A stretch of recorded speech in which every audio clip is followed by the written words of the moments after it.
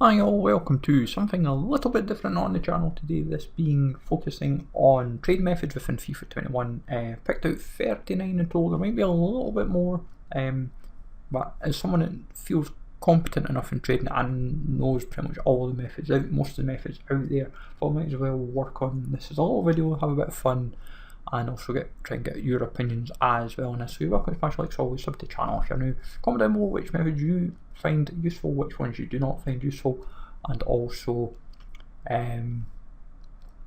just give your general opinion. Hopefully it generates a bit of conversation. That's kind of what this is about, and I might do a second video on this, basically focusing within like specific methods, so like out of packs, Thursday flips, reward trading of like squad battles, rivals, weekend rewards, SBC orientated like marquee matchups and so forth. So that might be a separate video as well. I'm probably thinking that later in the week. I'll see how this one goes first, obviously. So starting off with bronze pack method. Bronze pack method is a very good solid method. Don't have many problems with it as a method.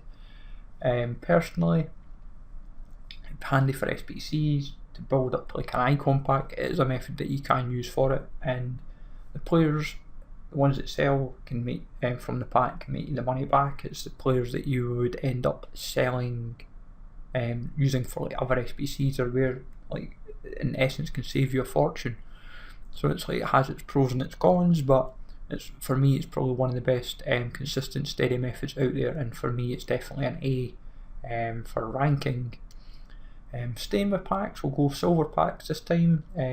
Some people use it, some people don't. I'm not a big fan of it personally. You've generally work out what's paying out just now for silvers.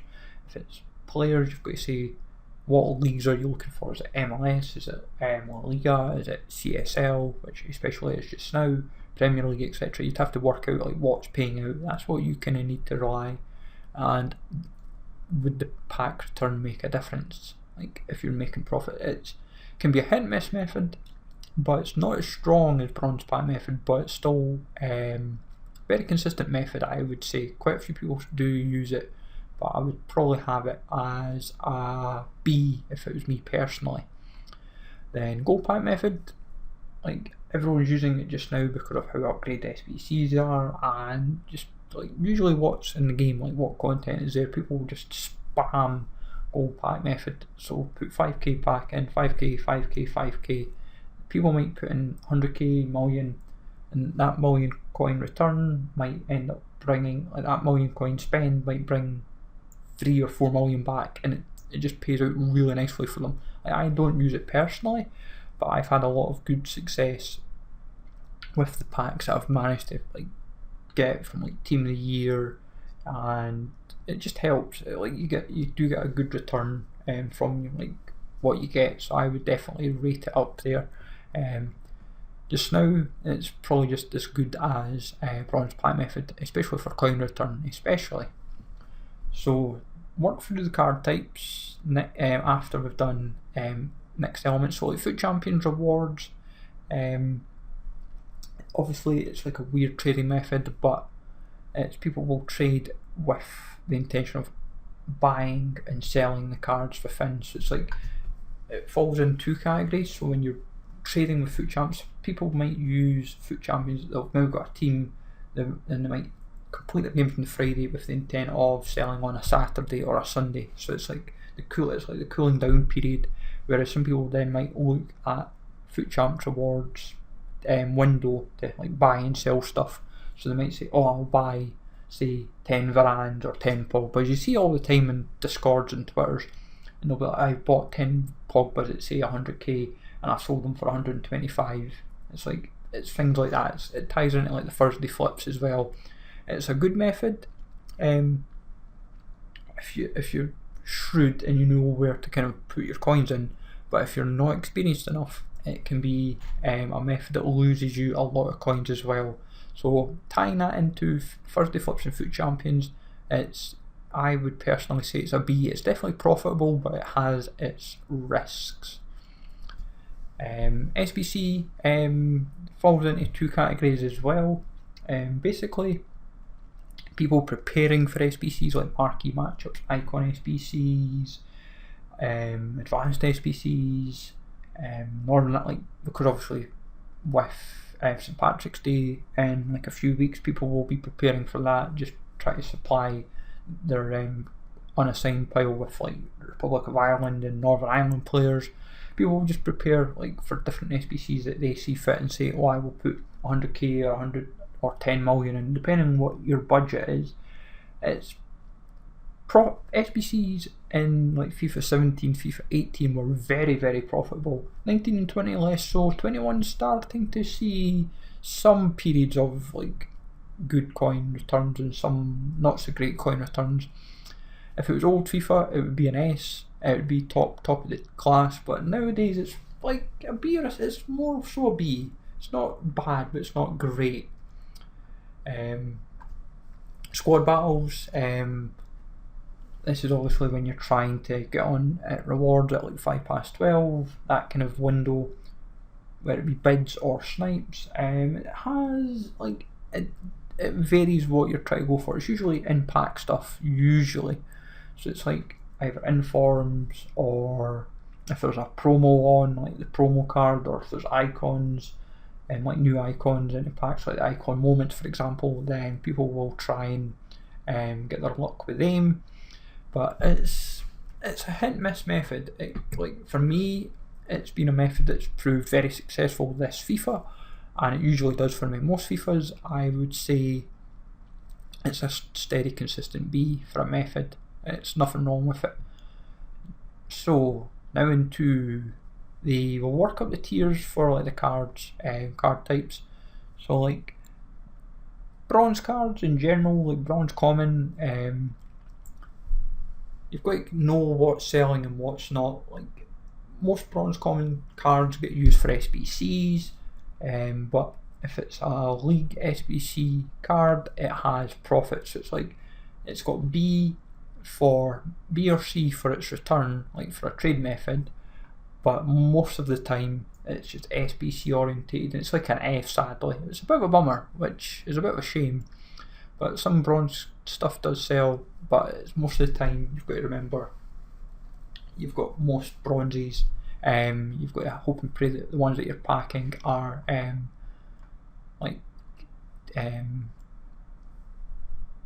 League SBC ones, which is not guaranteed. Bronze rares though are pretty much just a minor improvement. They're just like icon SBCs is all they get used for, and then same for like general SBCs. It's this minor improvement. It's nothing great, it's nothing major, but it's not the biggest profit machine. But it's more so the use, which is the use for bronze rares is just not as great as it should be, which is a bit of a shame. You need a use for them to kind of be desirable. And then finishing off with bronze informed, there's only 2 in the game. I own them both. Supply is very limited, and the coins to actually be made on them is very limiting. So they fall into an F category. When they were in packs, the profit was there to be made, but now that they're out of packs, there's like no profit to be made. It's like the supply is just not there, sadly. So silvers, non-rare silvers most of the time have a use, because there's so many like leagues that they have an actual use. But at the stage of FIFA where the demand for non-rare silvers isn't strong enough to kind of make you lots and lots of coins. It's a good method, but it lacks a little. But I feel it's a strong D, solely because you need a lot of commons for like the big 5 leagues, especially. There's a lot of the leagues that you can actually use non-rare silvers, but it's the profit returns can sometimes just take a little bit of time. I do kind of swear by silvers, but at times, but it's more so rare silvers, which falls into, if I'm honest, a steady C, very steady C for trading. I'm always a big fan of it, and it cannot go wrong whatsoever. Non-rare golds. Silver informs is an A this FIFA. They've been given a use through silver stars and silver sensations, but they're starting to hit maybe a potential wobble, solely because there's not been another significant use for them. prices are just a little bit flat on them. So, but for pretty much 20 weeks of FIFA, they've been a very good profit machine. I've been heavily trading with them, had a lot of fun, made some good profits, and that's kind of why it's a strong A. It would be an S if it hadn't it's kind of went a bit flat the last few weeks. If it hadn't went so flat, it would probably be an S, but an A is where it deserves to be. On to the golds, we have non-rare golds. Everyone knows it's consistently good. Doesn't matter what you work with. It's a lot of people's bread and butter. Non-rare gold. Same with rare golds. Both of them just are bread and butter. They're just great methods and always consistent. You can never lack without them. It's like bronze bat method. They're just people's go-tos, and it's an actual good profit machine. Like if you're really smart with non-rares and rares, you can just turn, like people can turn like hundreds of K an hour, and like in some people's cases even in the 7 figures, and they're amazing with how they do it. It's fair play to them. Gold informs is an S as well, solely because it's this is one of my bread and butter methods. I love gold informs. Anyone knows me, I have an investment sheet, and I like to have it all detailed with the ratings, the price that I paid, what they're currently going for, what my profit would be, and what they're selling at, and like other alternatives to that rating. So generally I will have all the 80 rated for say that, or 81, but I will know the next cheapest, and gold informs can make a profit. And especially just now, if you've noticed with like the party bag SBCs, people were paying like 25k for like 82 rated informs and that, and you're saying to yourself that if there had been like 15k normally and suddenly getting 10k profit, it's easy profit. And that's how I've been making near enough like 2 million in like 2 days, and it worked a treat. So staying with we'll jump into specials now. I'll touch on the Conan Ball, the man of the matches, and the general Conan Ball cards. The Libertores is more a profit machine than the normal Conan Ball. Like Sudamericana, it's more the higher rated cards where the profit is. The lower rated cards are you just go throw them into the SBCs, but like it's a weird they're weird cards. I'm not a fan of them, sadly. Conan Ball Libertores is probably more profit orientated. It's a stronger card type, more like a D, but the normal Conan Ball cards probably like quite flat, as it were. And then like the man of the matches, like some people make some interesting profits, and I like. They're a weird card, but I'm not a fan of them. I just feel that profits are just not there, sadly, which is a bit of a shame. But I suppose if you're not going to give the cards a use, then or attention, then it's hard to kind of be invested into them. I've just realised I gave that a D. It should be like an E. Hey ho. Right. Man of the matches. They're a slow burner. Same with heroes. They're nothing great. Some people, obviously, if you remember that Ernie could a few weeks back try to get Ospina to the extinction. Bad move. But they're a slow burner. You need a use. You need them to have a use. I use them for objectives over informs just now, but that's about it. It's just to save me. But they're not a great money spinner. Same with heroes. They're kind of heroes are quite flat. They have like no real demand. Most of them are still like discard, I've noticed. I think the only one that's actually seen any movement, I think, is like Sazbolai and the Korean 66 rate. I think they're like the only two that have seen like any movement in FIFA. So that kind of tells you all you need to know. UCL cards, these fluctuate. Well, like commons and rares are good steady coin machines, like because of like the upgrade SBCs, and people try to do like when you get the UCL upgrade SBCs, if people try and do them to try and get better rated, then it's a way to kind of give them a use. But also with Champions League, there's always like the going rate is like usually 1500, 1800 coins, and if you've got to supply them bought for like 700, 800 coins, you're constantly doubling your money. It's just steady. It's nothing glamorous, but it's steady, and that's kind of how they both are. Road to the Finals is easily an A. It's so volatile, so fun, especially if you've been watching like the games just now since the game's kicked in. I've made my fair share of profit when it was the group stages, and you get a good bit of fun. It's a very volatile method. It can pay out, but it can be such a disaster at the same time. Team of Tournaments is kind of like middle of the road. Like some of them you can make good coins on, some of them you can, but you need something else to kind of like supplement them, and it can be a bit tricky. That's the problem with it. But they're still good cards, I won't deny. Realise I forgot to put the other Road to the Final card as an A. Both definitely A's. The Team of the Tournament sadly just get a wee bit not as appreciative, just due to the card types and their demand. One to watch easily is an A as well, solely because it's not quite foolproof, because you need the cards themselves to get the upgrades, and if they're not quite performing, then it proves volatile. And it kind of falls into the headliners as well. These card types are great because they're if a player, you don't need the player to be playing well to get the boost, but if they're playing but doing well, you can get a double boost potentially. But the problem is with the boosted ones, once the final got the boost, it sometimes can be a little bit harder to see a profit return, but it's still very strong because people forget that they can't get a second boost, so people make that mistake. So that's when you can make good money out of people as a result of their incompetence.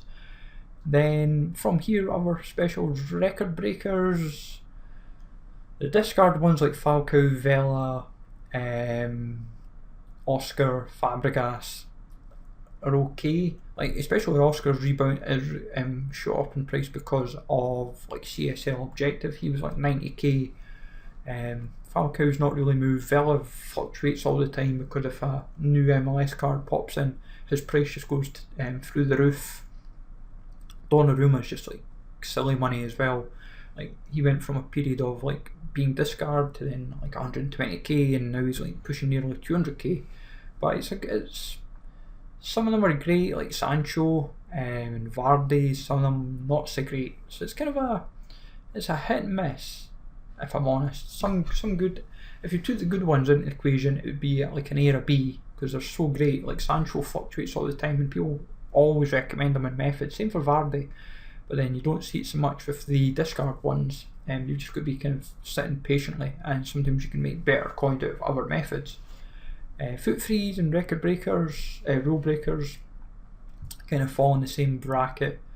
They're good cards, but because they're non-performance related, you kind of then have to think, does other cards affect them? Because if a player is playing well, and it's to maybe say get close to the Record Breaker, the Rule Breaker, the Foot Freeze, could it impact? That's the only time you see a difference. When the cards were in packs, they were great profit machines, but they're not as effective now.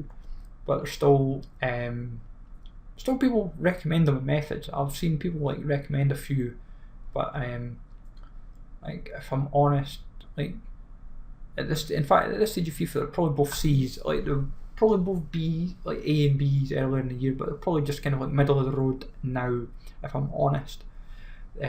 Future Stars, these cards are going to be interesting. Like they're good profit cards, but at this stage of FIFA, the problem you've got is trying to justify the coins and to spend and to trade with them, but there's like people will keep using them because realistically they're the best of that card type, of that player. If you're trying to use like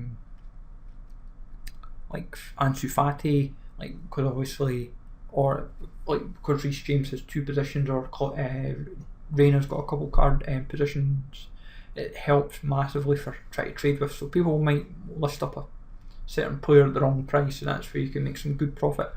But it's definitely a strong method. In fact, it's probably more so a B, if I'm honest. It's not quite there yet. Team of the Years and Team of the Year honourable mentions.